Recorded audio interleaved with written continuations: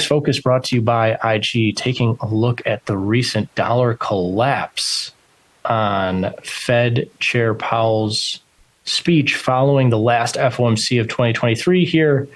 He and the other U.S. central bankers thinking that cuts are coming. It's in the dot plot. It was in a bunch of the Fed Chair Powell quotes, not necessarily, of course, cutting interest rates, but saying that cuts are likely coming. And man, did that cause some downside for the U.S. dollar and huge upside for Forex pairs against that U.S. dollar. We'll take a look at the price action in just a second. But first, I want to set the stage for what's going on here. December FOMC, the last one of 2023. Largely, the expectation is that the Fed's not going to do anything. But, we're coming off of 2 years of interest rate hikes. Inflation has moved lower over the course of the last 12 months. And everybody wondering, are you going to normalize interest rates lower? They're up about 5% here in the U.S. Do they need to be up there if inflation gets back to 2 or 3%, the long run target that the Fed wants?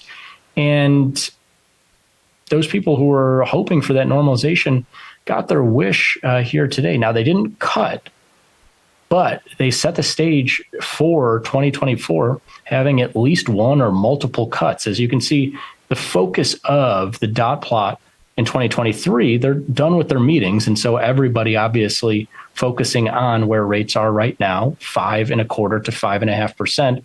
And the dot plot for 2024 being focused around close to 4.5%, at least at or lower than the current rate. All the central bankers voting for that. And then you get out to 25 and it's focused more around 3.5%, and then beyond focused around the long-term average of 2 to 3%.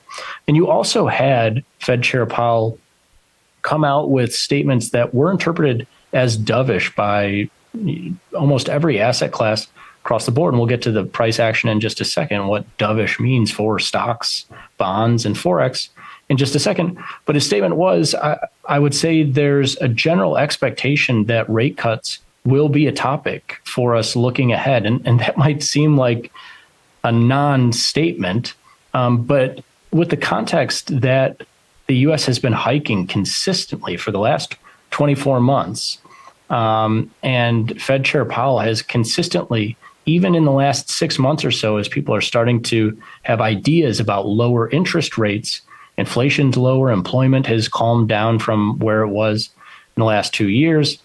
Fed Chair Powell has maintained, we're keeping hikes on the table, we're monitoring inflation, everything else, not even broaching the subject of rate cuts. And today, he really pulled a 180, so to speak, by referencing rate cuts multiple times, saying that, they're not necessarily taking a victory lap quite yet. They're still monitoring inflation. But you say something like that, you're really implying that you feel good about the situation and you're really thinking about these rate cuts.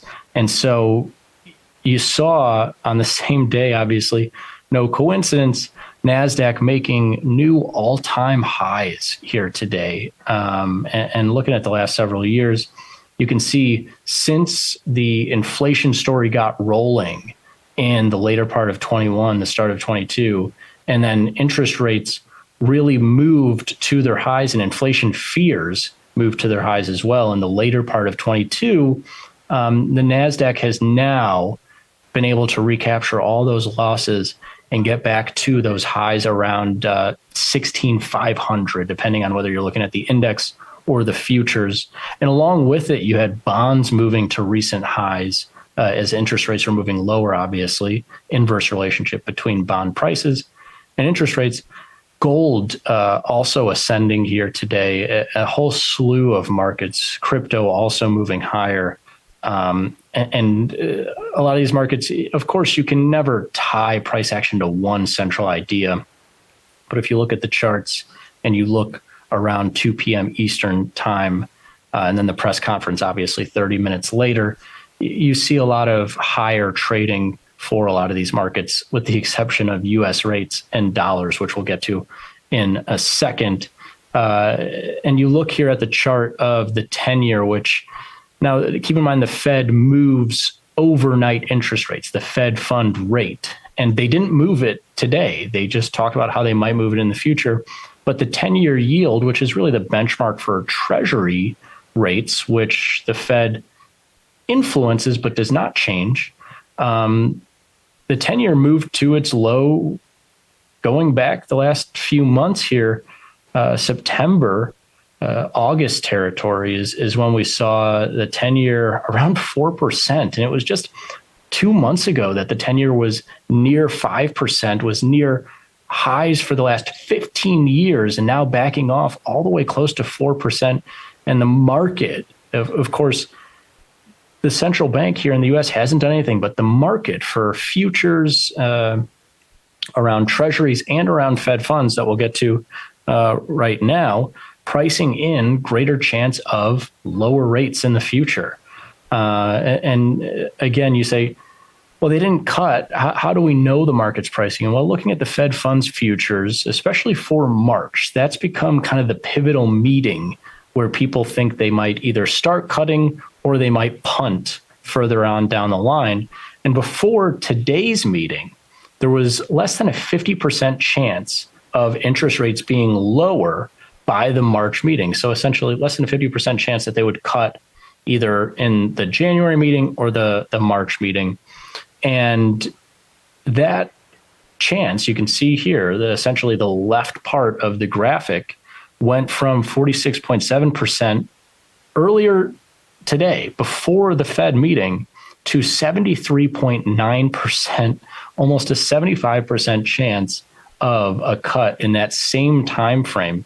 And now almost a 10% chance of interest rates being 50 basis points lower. So not even just a 25 basis point cut, but an outside chance that's growing of a even larger cut is now only around a 25% chance that they keep rates unchanged between now and the meeting on March 20th. And so a huge, huge shift here in probabilities and huge move in interest rate markets, essentially, to go from less than a 50% chance to about a 75% chance in a matter of hours. And of course, again, they didn't change rates. They just came out and said, we're thinking about interest rate cuts. Simultaneously, as you could imagine, there was some US dollar selling. The dollar got hit for some of its lowest prices since August, since early August here. Have not seen dollar yen close below 143. Remember, a week or so ago, we saw that blip, the huge move lower on the Bank of Japan story. You can go check that out. We have a nice video on that as well, but didn't close below 143 or where the market was trading down to and closed today. The dollar is seeing some downside over the course of the last couple of months, but especially as this story develops, seeing a potential collapse here, and it's set up for an even greater potential crash with the added context of where we are historically speaking in, say, the dollar yen. And it's a similar story across, the euro and the pound, and especially that Australian dollar, similar story, where the dollar has greatly appreciated over the last 2 to 3 years on U.S. rates climbing faster and further than they did. Obviously, Japan, they didn't move interest rates over the last 2 years, but faster and further than Australia, than the euro area, than the UK. And if the U.S.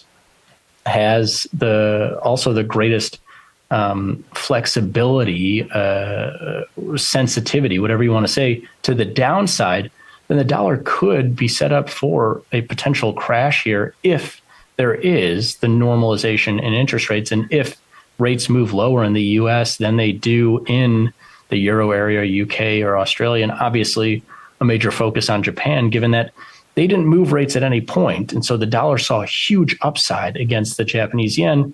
And now if Japan doesn't move rates on the way down for U.S. rates, the dollar would theoretically give up a lot of this ground. Now, a couple of things.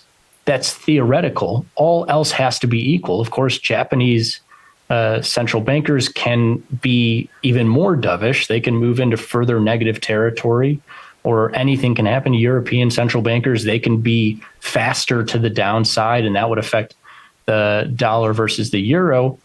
And also, this is all keeping in mind, they haven't actually moved rates yet. They still have to follow through with what the market is thinking, because I would be remiss if I didn't bring up the fact that the market is pricing in by the end of 2024. We started with that dot plot. And remember, I told you the central bankers think that the focus is around 4.5% by the end of 2024. The market is pricing in a greater than 50% chance of sub 4% rates. And so one of these is wrong, and we'll see it play out. Either the central bank does cut rates by what would be effectively 100 to 150 basis points over the next 12 months, and the market is right. Maybe you see further downside in the US dollar, or the market does have to stiffen up a little bit and bounce back a little bit here for US rates and US dollars if the central bankers do only cut by 50 to 100 basis points. So still some things to be figured out. They haven't cut yet, but what Fed Chair Powell had to say today, causing a huge move across stocks, bonds, and the dollar collapse.